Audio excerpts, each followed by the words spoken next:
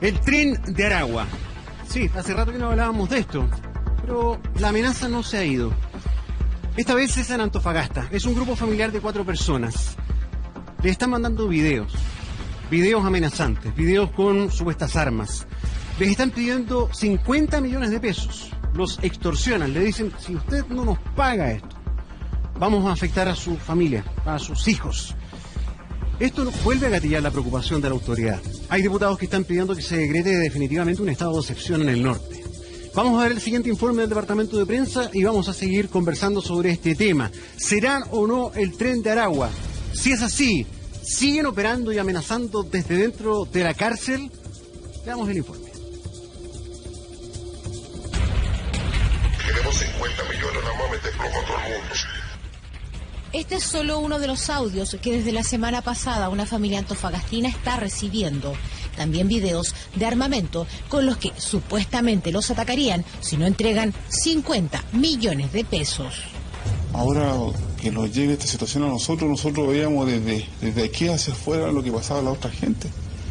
Y ahora lo estoy tocando a nosotros, créame que es muy difícil. Escúchame bien.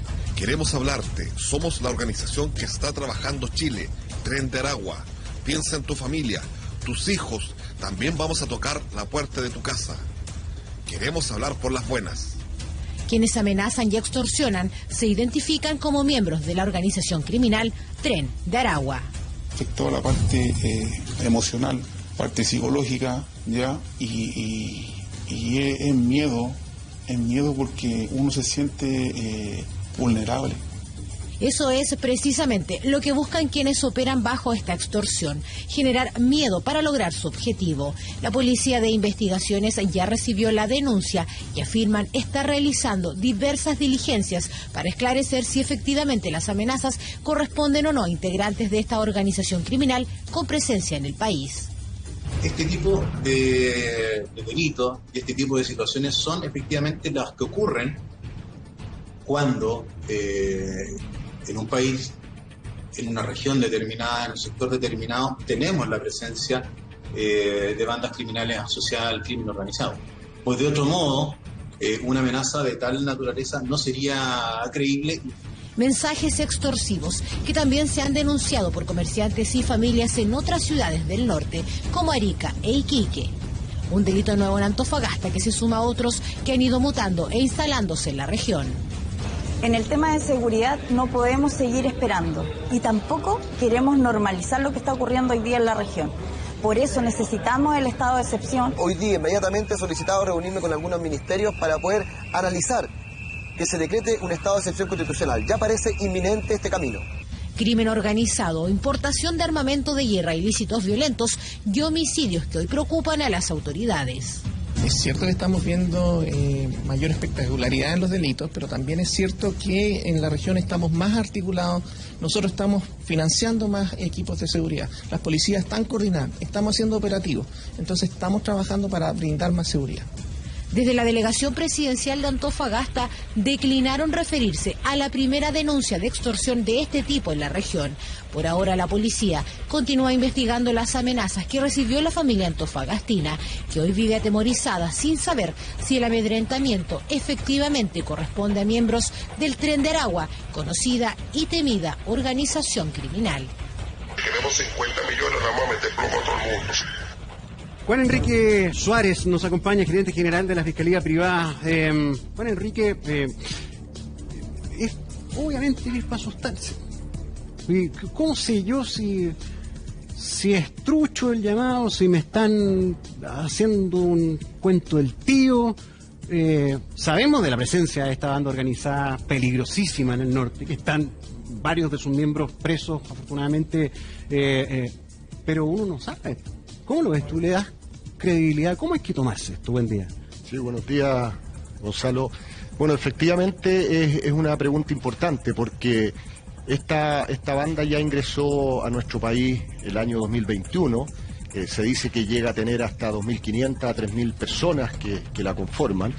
Pero también pueden existir otros delincuentes que, usando esta fachada de esta banda, haciéndose pasar por ello, efectivamente pueden generar extorsiones o amenazas a las personas o a las familias, justamente usando el nombre de esta banda, porque esta banda además se caracteriza por el uso extremo de la violencia, por secuestros, por homicidios con secuestros, tiene delitos imputados respecto también de secuestros con extorsión, etcétera. Por lo tanto, para una familia, para una persona que puede recibir una amenaza de esta naturaleza, es muy complejo saber si está en presencia efectivamente de esta banda, el Tren de Aragua, o es alguien que se hace pasar justamente por esta banda para poder lograr el amedrentamiento. Ahora, eso no tiene que dilucidarlo la víctima. La víctima lo que tiene que hacer es denunciar esto, tiene que pedir medidas de protección al Ministerio Público. El Ministerio Público tiene una unidad de atención y protección a víctimas y testigos con recursos para ello. Funciona eso, a ver, no lo digo de manera peyorativa, lo digo de manera realista.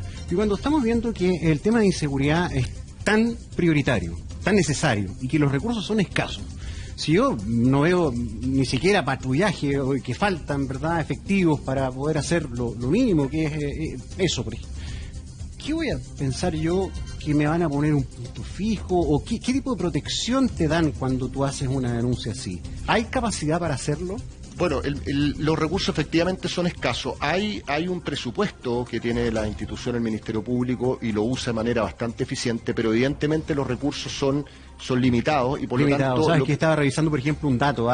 Las fiscalías acá en Santiago, Fiscalía Sur, ¿sabe cuántos fiscales hay para atender a 2 millones de personas? 70. Y uno dice, bueno, son los 70 que investigan, que comandan una investigación. O sea, carencia de recursos no solamente en las policías, sino que también en el Ministerio Público. Súper preocupante. Estamos hablando de estas amenazas del Tren de Aragua que están afectando, en este caso, como veíamos, a una familia de Antofagasta que dice que le están mandando mensajes, que le están mandando videos, que les piden 50 millones por, extorsión. El problema, en otros tiempos,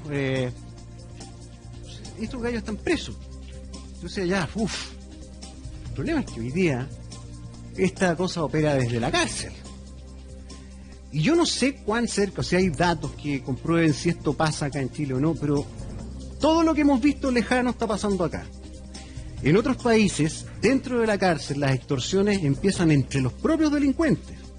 Le empiezan a mandar fotos de el dedo de un preso, de otro preso, a la familia, los empiezan a extorsionar con esa crudeza. A ver, ¿cómo está la cosa acá? Bueno, efectivamente estas organizaciones criminales, algunas de ellas operan desde la cárcel, otras no, hay de todo, no es una cosa u otra. Pero supuestamente el Tren de Aragua bueno, de hecho, la matriz está en una cárcel. En el recinto penitenciario de Aragua, efectivamente, claro. donde dicen, una de las teorías dice que se creó ahí, otra dice que fue por un descontento de los trabajadores en la construcción de una línea férrea ahí en Venezuela, pero independiente de dónde, dicen que el centro de operaciones hoy está justamente en el centro penitenciario en la ciudad de Aragua. Sí. Bueno, efectivamente pueden estar operando desde las cárceles, pueden extorsionar, pueden amenazar, son bandas criminales que tienen distintos modelos de negocio, por ponerlo de manera más coloquial. Unos se dedican al tema drogas, otros pueden estar dedicados a el tema de trata de migrantes, como en el caso del Tren de Aragua, o de administrar el control territorial sobre personas que ejercen la prostitución. Y por lo tanto ellos usan estos mecanismos como la violencia, como la extorsión, justamente para ejercer su dominio respecto de las personas que quieren controlar y respecto de otras bandas que también tienen. Ahora, este fenómeno se ha ido incrementando probablemente en el tiempo y ahí es donde las policías con la Fiscalía, en conjunto también con los órganos sancionatorios, que en este caso es el Poder Judicial, tienen que redoblar sus esfuerzos porque hay más trabajo del que había hace 20 años atrás en Chile respecto a estas organizaciones criminales. Hoy día hay más, probablemente tienen más miembros y es más complejo hacerlo. Hoy día hay mucha tecnología que les permite a ellos de alguna u otra manera operar, entonces hay que intervenir esas cosas. Hay un mayor requerimiento para las policías. La verdad que me gustaría ser optimista. El problema es que uno cuando ve los datos, lo estábamos conversando, de los resultados de la investigación. Porque cuando hay un hecho, hay una denuncia, se toma un detenido, viene el juicio y que esa persona reciba una condena y esté presa. Tú me decías que en los últimos 13 años, ¿a cuánta gente se ha condenado por delitos graves de esta naturaleza? Bueno, acá en estas bandas criminales cometen ciertos delitos que son los denominados delitos base o delitos presentes del lavado de activos o financiamiento del terrorismo. ¿Por qué? Porque hay bandas que se pueden dedicar a cometer delitos que no son de este tipo de delitos. Claro, pero las más bravas sí están metidas en este tipo de delitos. Y estas bandas, efectivamente, el producto, el dinero que en definitiva ganan al vender droga en materias de drogas, por ejemplo, ese dinero tienen que de alguna manera introducirlo en la economía formal, tienen que gastarlo, tienen que invertirlo, se compran autos y por lo tanto ahí viene lo que es las investigaciones por el delito de lavado de activos, financiamiento del terrorismo. Ahora, desde el año 2007 al año 2020 han habido tengo el dato acá para ser bien preciso, 197 sentencias condenatorias por el delito de lavado de activos. En 13 años, 197 condenas. Y 412 personas. Es poco. Es poco. Son delitos bien complejos de investigar, son delitos bien complejos de administrar, de configurar, pero son delitos que están ocurriendo con mayor incidencia probablemente en nuestro país. Se produce también un efecto multiplicador, porque hemos conocido en otros tiempos de que efectivamente el contagio criminal existe, la importación de tipos de delitos. Lo hemos visto acá. Acá aumentaron la cantidad de homicidios.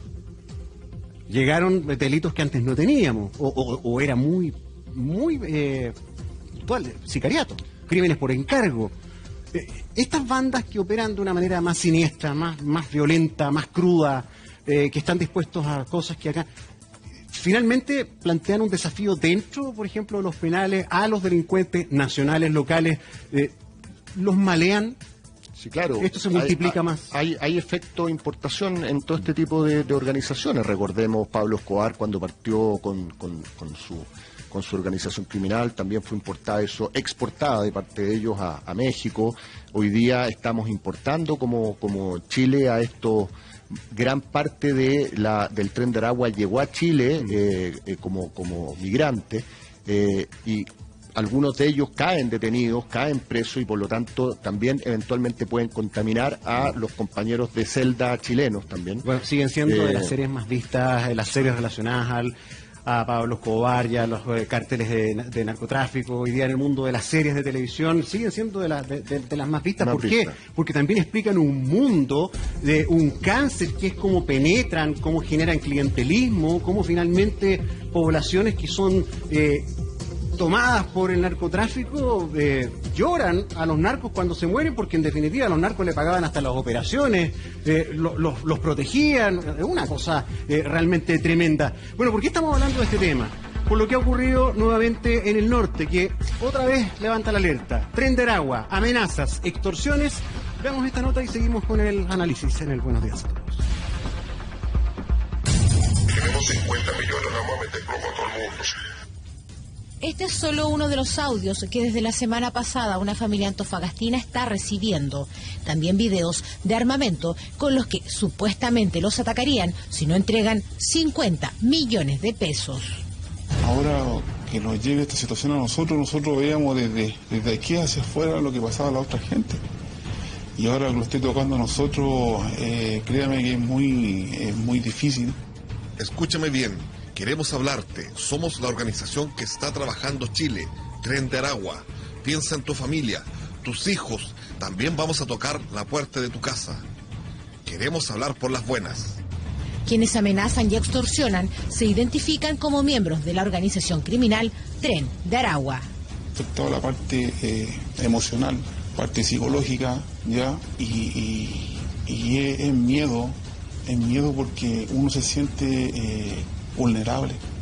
Eso es precisamente lo que buscan quienes operan bajo esta extorsión, generar miedo para lograr su objetivo. La Policía de Investigaciones ya recibió la denuncia y afirman estar realizando diversas diligencias para esclarecer si efectivamente las amenazas corresponden o no a integrantes de esta organización criminal con presencia en el país. Este tipo de delitos y este tipo de situaciones son efectivamente las que ocurren cuando en un país en una región determinada, en un sector determinado, tenemos la presencia de bandas criminales asociadas al crimen organizado. Pues de otro modo, una amenaza de tal naturaleza no sería creíble. Mensajes extorsivos que también se han denunciado por comerciantes y familias en otras ciudades del norte, como Arica e Iquique. Un delito nuevo en Antofagasta que se suma a otros que han ido mutando e instalándose en la región. En el tema de seguridad no podemos seguir esperando y tampoco queremos normalizar lo que está ocurriendo hoy día en la región. Por eso necesitamos el estado de excepción. Hoy día inmediatamente he solicitado reunirme con algunos ministerios para poder analizar que se decrete un estado de excepción constitucional. Ya parece inminente este camino. Crimen organizado, importación de armamento de guerra, ilícitos violentos y homicidios que hoy preocupan a las autoridades. Es cierto que estamos viendo mayor espectacularidad en los delitos, pero también es cierto que en la región estamos más articulados. Nosotros estamos financiando más equipos de seguridad. Las policías están coordinando, estamos haciendo operativos. Entonces estamos trabajando para brindar más seguridad. Desde la Delegación Presidencial de Antofagasta declinaron referirse a la primera denuncia de extorsión de este tipo en la región. Por ahora la policía continúa investigando las amenazas que recibió la familia antofagastina, que hoy vive atemorizada sin saber si el amedrentamiento efectivamente corresponde a miembros del Tren de Aragua, conocida y temida organización criminal. Tenemos 50 millones, la vamos a meter plomo a todo el mundo. El crimen organizado es un desafío gigantesco para cualquier estado. Hay estados riquísimos, muchísimo más recursos que Chile, y no son capaces de parar esto. ¿Les suena el nombre Tocorón? A lo mejor no. Tocorón se llama la cárcel que controla el Tren de Aragua. Miren la descripción de un artículo publicado hace poquitos días. El crecimiento de la banda criminal Tren de Aragua en varios países del continente tiene su origen en el relajamiento del sistema penitenciario de Venezuela. Desde el control ya no lo tiene el Estado, sino jefes mafiosos que convirtieron las prisiones en sus propios castillos. Dentro de ellas construyeron, mira lo que hicieron, piscinas dentro de la cárcel, bares, discotecas dentro de las cárceles, y se coordinan actividades criminales que operan en distintas latitudes de América en países como Chile. En eso están allá. Y uno, tantas cosas que estamos viendo hoy día las vio como tan futuristas y tan lejanas, y uno se pregunta, chupaya. Acá hemos sido majaderos, Enrique, con el tema penitenciario, con el tema cárceles. Sí, uno sabe que esto es bien, una madeja bien peluda, con muchos tentáculos para enfrentar. Pero creo que hay una que es clave. ¿Qué está pasando en las cárceles chilenas? Sí. Bueno, acá, gracias a Dios, tenemos a Gendarmería de Chile, una institución impecable que ejerce el control sobre los internos. No, acá no se mandan solos. Los internos, a diferencia de, efectivamente, del recinto penitenciario ahí en Venezuela y en otros más, donde justamente se les dejó a los propios internos que se autorregularan, se autoadministraran. Claro, pero Gendarmería hace lo que puede. Hemos estado acá con representantes de los gendarmes y dice, oye, por turno, para controlar 200 presos somos 2. Y en algún momento de los 2 uno tiene que ir a almorzar, queda 1 para 200, gallos peligrosos, en estas mismas cárceles donde están los integrantes del Tren de Aragua. Entonces, magia no pueden hacer. Las cárceles siguen con posibilidad de operar teléfonos celulares, tienen internet móvil.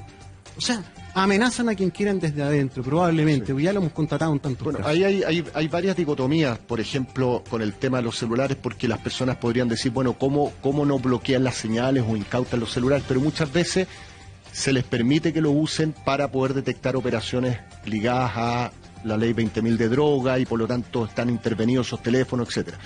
Pero más allá de eso, lo que uno echa de menos en el término de políticas públicas como Estado de Chile es dónde y cómo vamos a enfocar nuestros recursos para combatir el delito, el crimen organizado en general.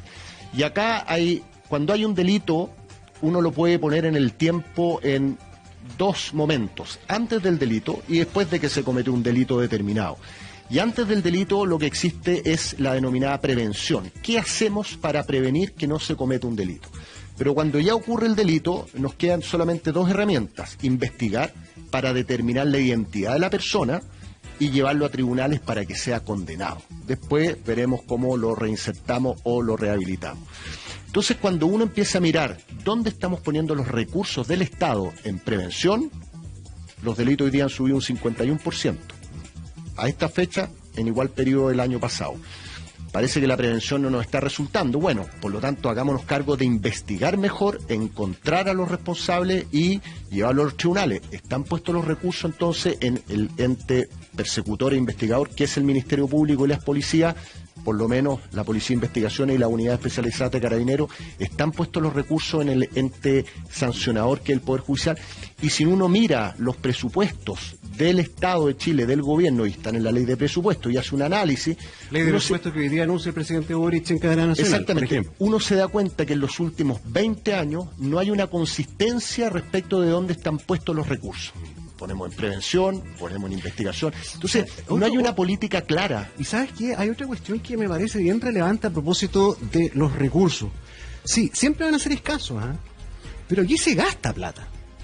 Y no hablo solamente de seguridad, hablo de muchas áreas. Pero Chile no tiene una cuestión que otros países tienen mucho más desarrollada, que se llama el accountability, que es plan Z. 100. Va a durar un año. Termina el año y hay que rendir cuentas de cómo funcionó el plan Z para ver si esos 100 se gastaron bien y en una de esas pagarles 200 del año siguiente. Aquí hay una montonera de planes que no cumplen los objetivos. Nadie sabe cuál es el porcentaje de resultado. Hay que decirlo, todos los gobiernos hacen su esfuerzo por combatir la inseguridad, que es un desafío permanente. Pero... ¿cuántos nombres hemos escuchado de planes distintos? Sí. Plan no sé cuántongo, el plan azul, el rojo, esto que el otro. Pero tampoco hay una medición de los resultados. Justamente, Gonzalo, por eso hablaba que no hay una coherencia en las políticas públicas cuando uno ve este tipo de gastos, justamente porque no son adecuadamente evaluados. Si yo evalúo adecuadamente planes asociados a la prevención y están funcionando, el sentido común me dice pongamos más recursos en la prevención, están bajando los delitos, estoy logrando hacer que haya menos delitos, pero resulta que no se evalúan adecuadamente. Hay instituciones que efectivamente tienen sus evaluaciones, el Ministerio Público tiene una cuenta pública del Fiscal Nacional todos los meses de abril de cada año, los fiscales regionales también tienen cuentas públicas, pero es un órgano autónomo del Estado el Ministerio Público. Entonces acá tiene que conversar el Poder Judicial, la Fiscalía, el gobierno, que tiene el control de las policías, de tal manera de generar una política de Estado más que una política de gobierno y políticas que lleva cada una de estas instituciones que son órganos totalmente autónomos. Yo veo que hace falta eso, yo veo que hace falta efectivamente esta accountability, pero mirado desde el punto de vista integral de una política de Estado, no desde manera particular o aislada de cada una de estas instituciones. Sí. Tienes razón. ¿Sabes qué? Y a veces yo creo que esto hay que abrir la antena, porque esto es mucho más grande en términos temáticos para un país. Estamos hablando de esto a raíz de las amenazas nuevamente que denuncia una familia en Antofagasta de que supuestamente el Tren de Aragua le está pidiendo por medio de una extorsión 50 millones de pesos. Pero da la impresión de que se están juntando todos los factores, o se han juntado la tormenta perfecta, para que prolifere este riesgo del crimen organizado. ¿Por qué? Porque tenemos un deterioro en muchos niveles. Tenemos un deterioro y un déficit institucional en varios aspectos, en instituciones que son críticas y clave. Tenemos además un tema cultural, que no solamente es problema de Chile. La narcocultura es una cuestión profunda que te impide contrarrestar esta oferta. Porque ¿cómo tú le explicas a un chico pobre que ve en esto a veces un modelo? Este gallo salió de la miseria y anda con las mejores zapatillas que valen 500 lucas y tiene el auto última chupada del mate, haciendo una cuestión que no le pasa casi nunca nada. Y yo trato de pedir una pega y me van a pagar 2 chauchas. O sea, es súper difícil contrarrestar eso culturalmente. Entonces es una multidimensión bien compleja que hay detrás también del crimen organizado, cuando está ligado sobre todo al narcotráfico. Sí, bueno, efectivamente acá hay varios factores. Hay un factor cultural que pasa por la educación, claramente, la educación desde que agarramos un niño, educarlo adecuadamente para que no tenga estos modelos de ver efectivamente que un adulto tiene una zapatilla de 500.000 pesos, anda en un auto de 40 millones de pesos, con una parcela en X ciudad de muchas UF. Pero también todos como sociedad tenemos un rol, porque este problema se va a arreglar con educación, pero es un arreglo de larga data, no se arregla de la noche a la mañana, la educación es un proceso. Pero tenemos que hacernos cargo de lo que está pasando hoy. Sí. Hoy día, por ejemplo, nosotros como país, ya recién el año 2003 se creó la unidad de análisis financiera, se levantó el tema del lavado de activos, de cómo estos delincuentes, estas organizaciones criminales dedicadas a las drogas, a distintos delitos, empezaban a lavar activos. Y hay una serie de empresas, de sectores de la actividad económica que son sujetos obligados a reportarle a la unidad de análisis financiera operaciones sospechosas. Y no solamente del sector privado. Anoche un informe especial fue impactante, ¿verdad? El reportaje de Santiago Pavlovich y el equipo que muestra dónde estuvo el origen del fraude en Carabineros y que justamente la UAF, la Unidad de Análisis Financiero, detectó que un funcionario había recibido mucha plata para el sueldo que tenía. Para ir terminando, te vamos a invitar más adelante, siempre este tema es permanente, desgraciadamente. Te preguntaba antes de ir a la pausa, si tuvieras el poder de buscar la solución, como son tan multicausales, ¿por dónde partirías? ¿Dónde enfocarías tu primer esfuerzo? Bueno, Gonzalo, es una pregunta bien compleja, pero si yo tuviera que poner mi primer esfuerzo, yo creo que lo pondría en el área chica. ¿Qué es el área chica? ¿Qué es el área chica? Es el trabajo integrado entre policías, fiscalía y tribunales. Y voy a poner un ejemplo para que me entiendan en la casa. Si a mí me roban mi auto, yo tengo GPS, pero ese GPS se prendió un día y medio después, ya no hay flagrancia. La flagrancia es tomar detenido a la persona prácticamente en el momento, en un periodo de tiempo de X. Apareció mi auto y pero apareció ahí 2 días después, un día después el GPS. Yo he presentado la denuncia. Primero, si yo llamo a Carabineros para que vaya a buscar mi auto o me acompañe, no hay flagrancia, lo más probable es que Carabineros va a decir no puedo entrar al domicilio donde está ese auto, porque puede estar en un domicilio y no hay una orden de registro, tengo que hablar con el fiscal. ¿Ya? Los partes llegan a la fiscalía y no son derivados automáticamente a un determinado fiscal. Puede pasar 1 día, 2 días, 3 días. Bueno, en 1 día, da lo mismo si 1 día o 2 días. Ese auto, cuando ya vayamos con la orden, si es que se puede y si la conseguimos, con suerte ese auto no va a estar en ese lugar. Entonces, ¿qué es lo que pasa? Que el delincuente sabe todas estas cosas y por lo tanto el delincuente dice, bueno. Y para poner en contexto, Gonzalo, también lo que estábamos conversando, para que la gente también nos entienda, hoy día se denuncian aproximadamente 1.400.000 delitos. Esos son los que llegan finalmente al Ministerio Público, que provienen de denuncias hechas en Carabineros, etcétera. Aproximadamente un 40-45% son delitos que nos afectan a todos en términos de la sensación de inseguridad, delitos contra la propiedad, robos de vehículos, etcétera. Bueno, ustedes saben que la principal característica de estos delitos es que en 9 de cada 10 no hay un imputado conocido. Gonzalo, ¿sabes que te robó el auto? No sé quién me robó el auto. 9 de cada 10. 9 de cada 10 aproximadamente. Y cifra que se ha mantenido bastante estable. ¿Y de ese imputado conocido, cuántos quedan? Y de ese imputado conocido hay que investigarlo, hay que ver el tipo de delito, probablemente no llegan a juicio oral, terminan en salidas alternativas, etcétera. Pero estamos hablando de un 3-4% que pueden llegar a una sentencia condenatoria importante. Juan Enrique, gracias por el tiempo, gracias por el análisis. No me dejaste muy contento ni esperanzado, porque la verdad es que, claro, cuando tú dices priorizaría partir por el área chica, bueno, el área chica y es un área bastante grande también para los problemas que tenemos. Vamos a seguir, por supuesto, siempre pendientes de estos temas. Gracias, Juan Enrique. Gracias, Gonzalo.